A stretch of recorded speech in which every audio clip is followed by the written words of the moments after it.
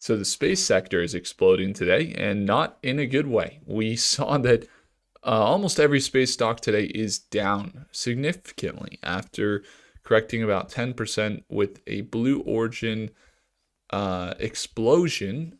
One of their rocket launches went sideways, and it kind of reminds me of that meme, the guy who watched the rocket explode while he was live trading the rocket launch, and it lost over 60% of his portfolio in about 2 minutes flat.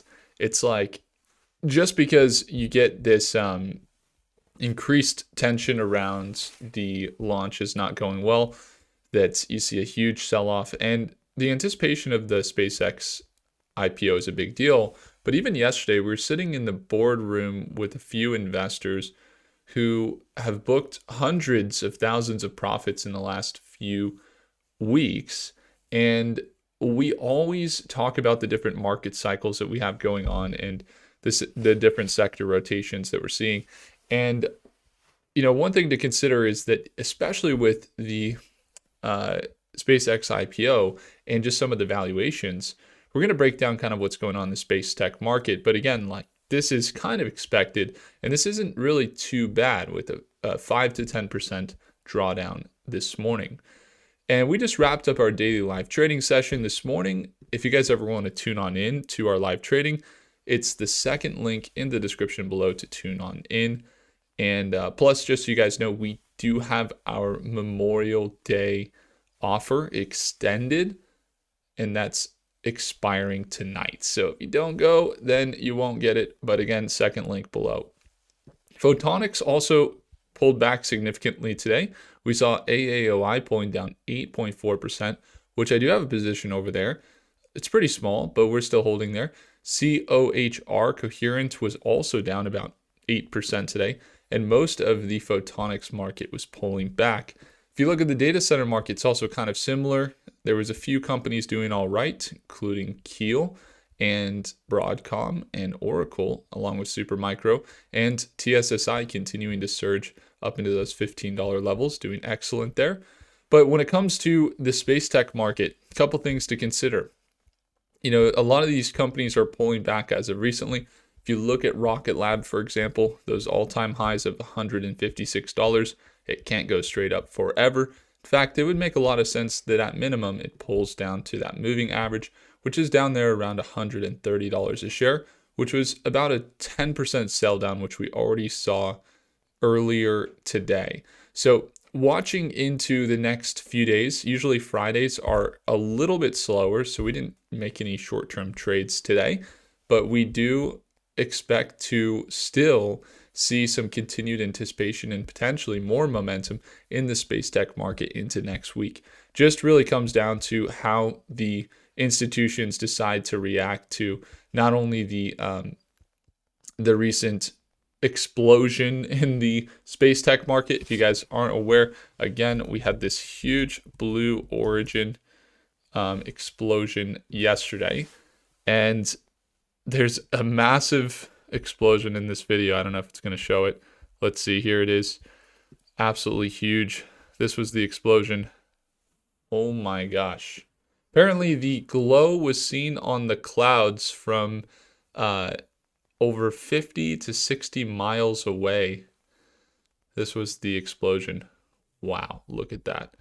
So, when it comes down to the explosion, it wasn't just that the delay is taking place. There was also some talk that we are now seeing NASA's moon mission being delayed, some other NASA delays, and some things that are going to probably set back some of the space tech market for a little bit.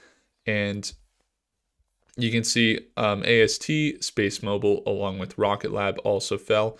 And it was a major setback for Jeff Bezos and Blue Origin, but it's also not super well timed given the momentum of the space tech market. Sometimes you see huge sell-offs as a result of that type of news, but it wasn't just that. If you also just look at general, obviously we have all-time highs that we just recently reached, so this turning point does make a lot of sense where you have a little bit of a pullback. But you had really good earnings this week, tremendous beats. Dell Technologies surged 29% after their earnings beat.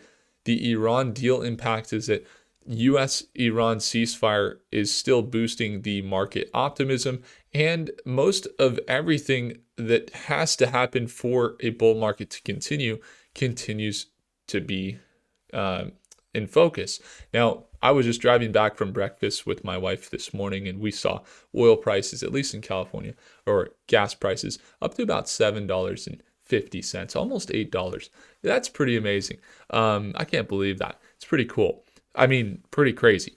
But when it comes to what we have going on with the oil prices too, we've seen oil recently dip back down. With the straits kind of opening up and some of those things taking place, you might see oil not see as many price surges as the supply continues to hold steady. So there might not be as many, there might actually be some trades in the opposite direction that we start to see oil prices actually go back down a little bit. As in the last few days, we saw oil go down in its biggest monthly drop this month since 2020. So we are seeing the oil prices drop back down, and that's usually going to be a good sign. Consumer goods may go down as well. And the inflation reports, not too bad. They were actually a little bit high in the last report, CPI report, which indicated that we're seeing a little bit more inflation than we'd like to see by about 0.1 or 0.2%, I believe it was. So in general, markets are looking healthy. They're looking good, super normal pullback. I think that the biggest markets to watch right now, obviously, space tech ahead of the SpaceX IPO, but we're also going to really want to not lose sight of the data center markets. There's a lot of really good companies that are coming out and have plenty of capacity that are now able to get some good contracts in the AI markets, and capacity is in high demand right now if they're able to house any AI infrastructure for companies like Microsoft or Google or Tesla or any companies, NVIDIA. So that's why TSSI is going to be a main focus for this next week, along with Oracle, as they've recently pulled back big. Keel, which is a smaller company that has a tremendous amount. I believe they have over a gigawatt, might be 2 gigawatts in capacity for AI infrastructure. And they're still holding at just $1 billion or $2 billion in market cap. But they haven't seen the revenue come in. But there's other companies that have seen the revenue. We got a $50 per share APLD this week.